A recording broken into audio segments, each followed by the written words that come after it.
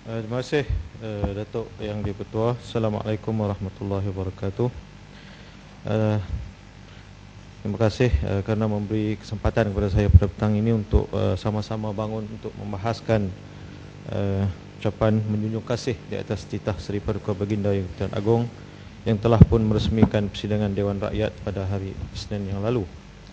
Pertama sekali saya ingin juga menyatakan hasrat kekesalan daripada Duli Yang Maha Mulia yang menjadi Sultan kami di negeri Kedah apabila Baginda juga meresmikan persidangan DUN pada tahun persidangan bajet 2012 DUN negeri Kedah pada tahun lepas, iaitu berhubung dengan kegagalan pihak Kementerian Kesihatan untuk membangunkan sebuah hospital di Pendang, sehingga Baginda menjadi Yang Tuan Agong pun kegagalan itu masih lagi berterusan. Jadi saya harap perkara ini perlu diberi perhatian oleh pihak kementerian kerana menteri dan juga timbalan menteri telah beberapa kali berjanji dengan saya bahawasanya perkara ini akan dipercepatkan sehingga kini masih menjadi hutan belantara lagi. Tuan Yang di-Pertua, saya ingin menyentuh berhubung dengan apa yang dikotiri oleh masyarakat pekerja ataupun masyarakat Merahin pada ketika ini berhubung dengan masalah One Care yang telah pun kita digambarkan akan ditangguhkan sehingga 2000. Penjagaan kesihatan merupakan hak asasi setiap rakyat di Malaysia tanpa mengira usia, kumpulan etnik ataupun kita kata pandangan politik mereka. Sebagai sebuah negara yang berdaulat, hak rakyat mengakses perkhidmatan kesihatan yang bersistem lengkap haruslah sentiasa terjamin. Sekali pandang konsep One Care yang bertujuan memperbaiki sistem perkhidmatan kesihatan awam demi kebajikan dan manfaat rakyat memang menggalakkan memandangkan sistem perkhidmatan kesihatan awam memainkan peranan yang amat mustahak dalam kehidupan semua lapisan masyarakat. Menurut laporan daripada WHO, Tubuhan Kesihatan Sedunia, kadar peruntukan dana kerajaan Malaysia untuk sektor penjagaan kesihatan masih rendah berbanding dengan negara-negara yang lain. Hanya 2.2% daripada keluaran dalam negara kasar KDNK yang diperuntukkan untuk sektor penjagaan kesihatan, dan jumlah peratusan ini hanya mencakupi 7.1% daripada jumlah perbelanjaan kerajaan. Peratusan ini adalah jauh lebih rendah kalau dibandingkan dengan apa yang digariskan oleh Tubuhan Kesihatan Sedunia. Tuan Yang di-Pertua, apakah kerajaan akan melepaskan tanggungjawab di dalam penjagaan kesihatan dengan mewujudkan One Care ini? Yang saya sebutkan tadi mungkin akan dilaksanakan pada tahun 2014. Secara tidak langsung, rakyat akan membiayai sendiri kos perkhidmatan mereka dengan bakal adanya potongan dikatakan sehingga 10% daripada pendapatan bulanan mereka. Apakah potongan ini akan digunakan sekali lagi untuk membantu menghidupkan syarikat tertentu, terutama yang terlibat dengan insurans ataupun disebut sebagai CMO, Care Managed Organisation, yang kononnya sedang menghadapi saat-saat getir sekarang ini? Bagaimana pula tekanan yang akan dihadapi bagi mereka yang tiada mempunyai pekerjaan, golongan-golongan tua dan juga mereka-mereka yang kurang berkeupayaan? OKU. Di dalam konsep awal One Care dikatakan seseorang diberikan hak untuk berjumpa seorang doktor sebanyak 6 kali setahun. Bayangkan kalau pendapatan seorang pekerja itu RM2,000 sebulan dan potongan 10% dikenakan, bermakna setahun mereka memberikan potongan sebanyak 2,400 tahun. Dan kalau dihadkan sebanyak hanya 6 kali saja berjumpa dengan seorang doktor, maka setiap kali, setiap perjumpaan ataupun every visit yang dilakukan, mereka membutuhkan sebanyak RM400. Ini sudah pasti kalau dihitung dengan perbelanjaan di hospital swasta melebihi daripada kadar yang biasa. Tuan Yang di-Pertua, sebagaimana yang diketahui umum, pendidikan dan juga kesihatan adalah merupakan satu tanggungjawab pemerintah kepada rakyat. Bukan suatu bidang perniagaan yang dikenakan oleh kerajaan kepada rakyat. Contohnya, kita mengambil contoh daripada konsep PT-PTN. Sejak PT-PTN dilaksanakan, maka pendidikan sudah menjadi sebagai salah satu daripada sumber untuk menjana pendapatan, dan kita dapati banyak kolej-kolej swasta yang muncul bagai kulat tumbuh selepas hujan kerana adanya bentuk pinjaman yang diberikan kepada pelajar-pelajar yang untuk mendapat pinjaman dengan memasuki kolej-kolej swasta ini. Kita bimbang dengan adanya konsep 1K ini, hospital ataupun klinik-klinik swasta yang akan menjadikan konsep 1K ini sebagai sumber dana untuk mereka mendapat biaya ataupun perbelanjaan, dengan ramainya pesakit-pesakit yang akan mendapat rawatan daripada adanya dana 1K ini. Menurut maklumat, 1K ini akan ditangguhkan sebenarnya disebut tadi hingga 2015 kerana kertas ataupun blueprint masih belum lagi lengkap, dan kita berharap kajian demi kajian perlu lagi diadakan, kerana sekiranya ianya akan diadakan, mungkin bebanan yang akan terpaksa ditanggung oleh rakyat akan bertambah.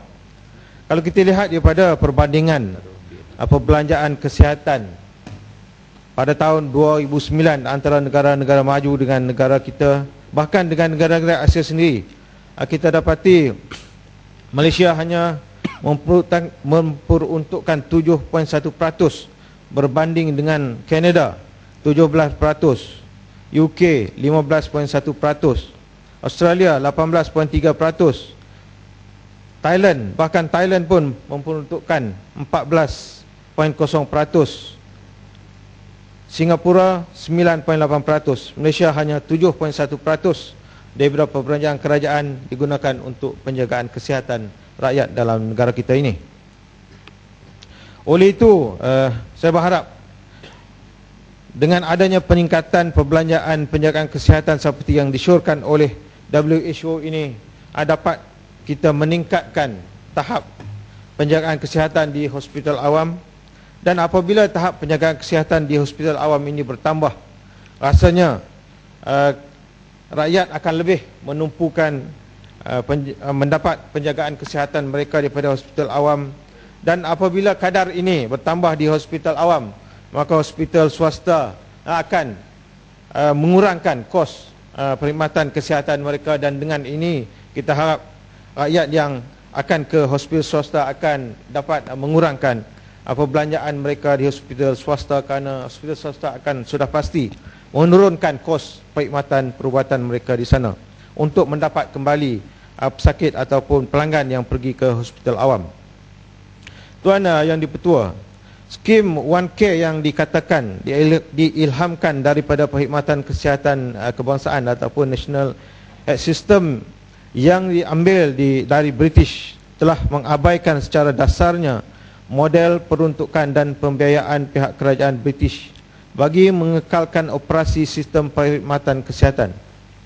Meniru konsep tanpa mempertimbangkan dan menyelidik sistem operasi keseluruhan, khususnya dari segi dasar negara dan keadaan sosioekonomi masyarakat secara keseluruhan, adalah kurang bijak dan bakal menimbulkan lebih banyak masalah daripada memberikan penyelesaian terhadap masalah kesihatan dalam negara kita ini. Masyarakat merasakan skim 1K ini seolah-olah syarikat insurans yang akan membuat keuntungan dengan membebankan orang yang sakit. Kerajaan sudah sememangnya mendapat sumber daripada cukai daripada rakyat. Kenapakah pula syarikat yang akan mendapat laba daripada rakyat pula? Sepatutnya kerajaanlah yang perlu melaksanakan satu sistem penjagaan kesihatan untuk semua, terutamanya kepada mereka yang tidak berupaya untuk membayar. Tuan Yang di-Pertua, menurut Dr. Ong Hen Teck, bekas Presiden PMS, Penang Medical Practitioner Society, pada tahun 2008 kerajaan bertanggungjawab terhadap 78% jumlah katil di hospital dan 74% kemasukan ke wad, tetapi hanya dapat melunaskan 44% daripada keperluan padahal pihak swasta hanya menerima 26% kemasukan ke WAT, tetapi telah menyediakan 56% jumlah keperluan kesihatan dalam negara kita. Ini mungkin kerana kekurangan sumber dan bebanan kerja yang berlebihan, lalu menyebabkan khidmat kerja yang kurang memuaskan sehingga ramai yang lebih selesa untuk pergi ke perkhidmatan swasta.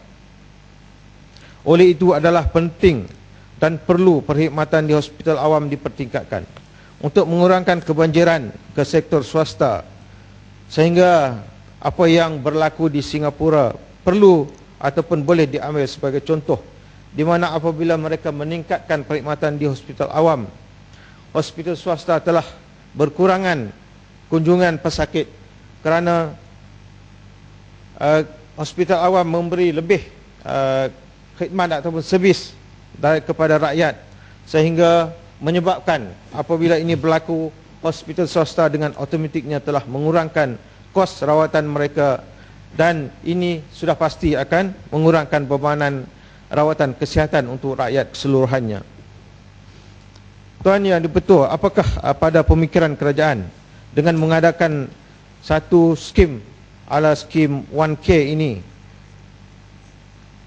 iaitu dengan memotong dana daripada rakyat yang saya sebut tadi sebanyak lebih kurang 10%, akan dapat mengurangkan kos perubatan? Rasanya yang pasti akan ketawa besar ataupun akan menjadi orang kaya baru. Orang kaya yang segera adalah MCO ataupun Managed Care Organisation, yang pasti akan menyebabkan kos rawatan di hospital swasta akan melambung, akan bertambah lagi. Kerana apabila sumber dana untuk mereka mendapat rawatan ini ada, maknanya mereka akan dengan senang ataupun mudah pergi ke sektor swasta. Dengan ini yang akan lebih gembira ataupun akan ditolongi oleh skim 1K ini adalah perkhidmatan di hospital swasta, bukannya perkhidmatan di hospital kerajaan. Tuan Yang di-Pertua, seperti yang dipaparkan dalam kertas konsep 1K untuk satu Malaysia, Kementerian Kesihatan telah mendedahkan salah satu objektif bagi pelancaran 1K ialah bagi meringankan beban kerajaan dalam menanggung kos perubatan dan kebajikan yang kian melonjak. Maka kerajaan mengambil langkah dengan melaksanakan sistem perkhidmatan kesihatan yang berfungsi melalui sumbangan rakyat. Kerajaan minta derma daripada rakyat. Itulah konsep yang kita boleh faham daripada konsep 1K ini. Sepatutnya dalam hal kesihatan ini, kewajipan kerajaan adalah untuk meringankan bebanan rakyat dan membekalkan servis yang memuaskan demi kebajikan dan kebaikan rakyat terbanyak. Jelas skim 1K lebih merupakan retorik golongan berkepentingan bagi mengelakkan kewajipan kerajaan dalam menjaga kesihatan rakyat Malaysia. Seterusnya, memungkinkan kewujudan peluang baru dalam konteks aktiviti ransaking pada hari ini. Tuan Yang Pertua, sumbangan mandatory yang dicadangkan dalam kertas konsep 1K adalah bercanggah dengan keupayaan keuangan dan tahap pendapatan rakyat terbanyak di negara ini. Bayaran yang bakal dikenakan kepada golongan pekerja akan dijadikan dana biayaan untuk insurans kesihatan sosial ataupun social health insurer, dan insurans tersebut akan menawarkan pakej rawatan kesihatan dan perubatan yang asas dengan atau tanpa mengenakan bayaran.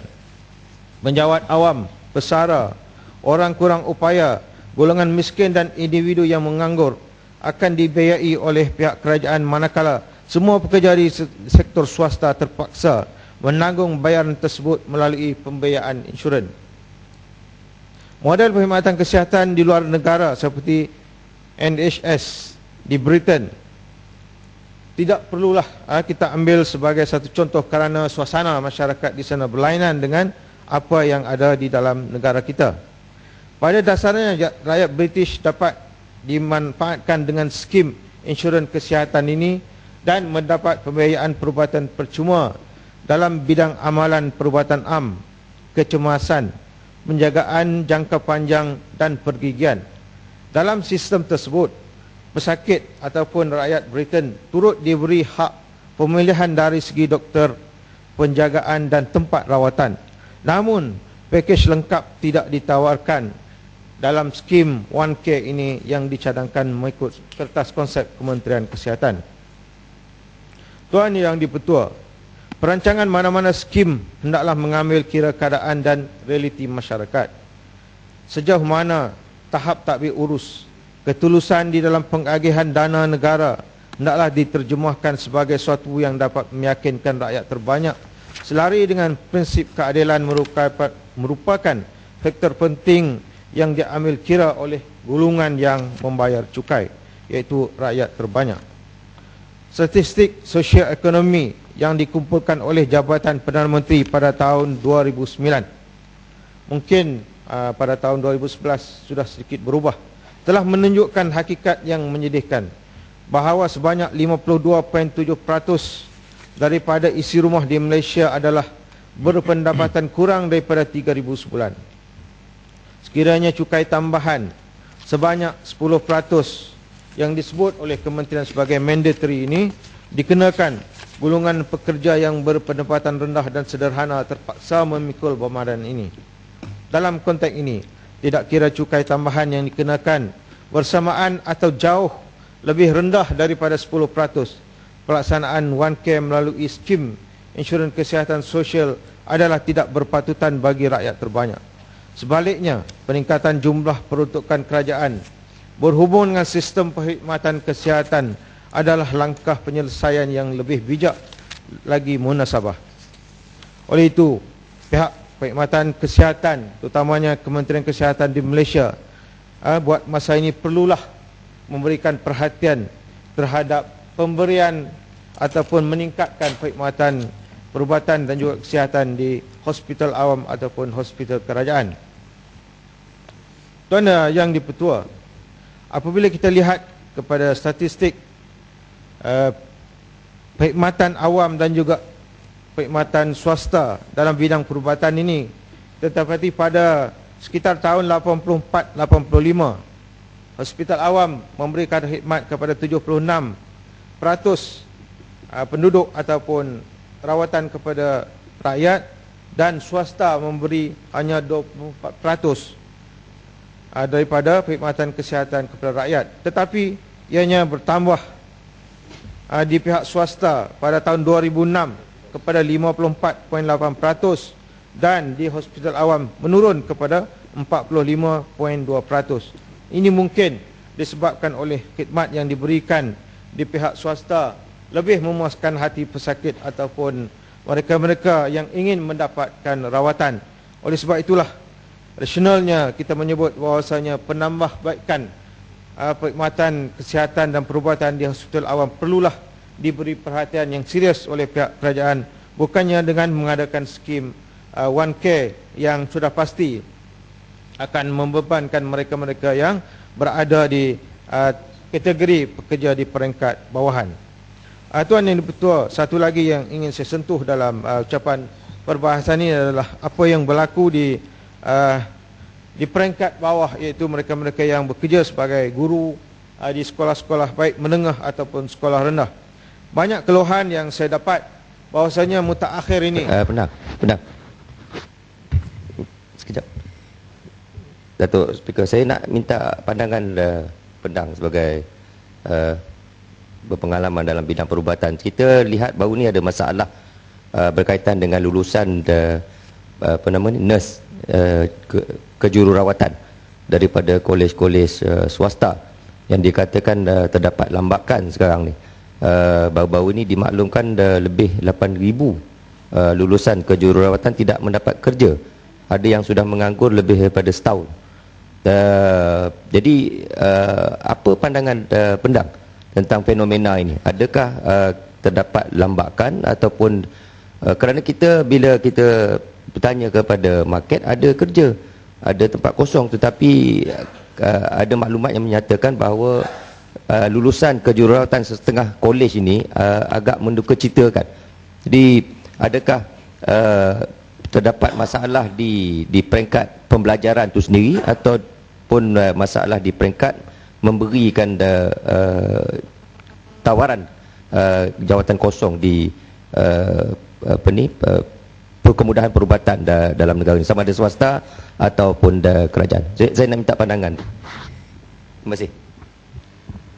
Terima kasih Kulim Bandar Baru yang telah memberikan pandangan. Saya rasa salah satu daripada punca adalah kerana ramainya ataupun banyaknya mereka-mereka yang ingin menceburkan diri dalam bidang perubatan, dan yang kedua kerana kemudahan yang diberikan oleh kolej-kolej yang menerima, seperti yang saya sebut tadi, banyak ganjaran-ganjaran daripada pinjaman-pinjaman, contohnya pinjaman PTPTN.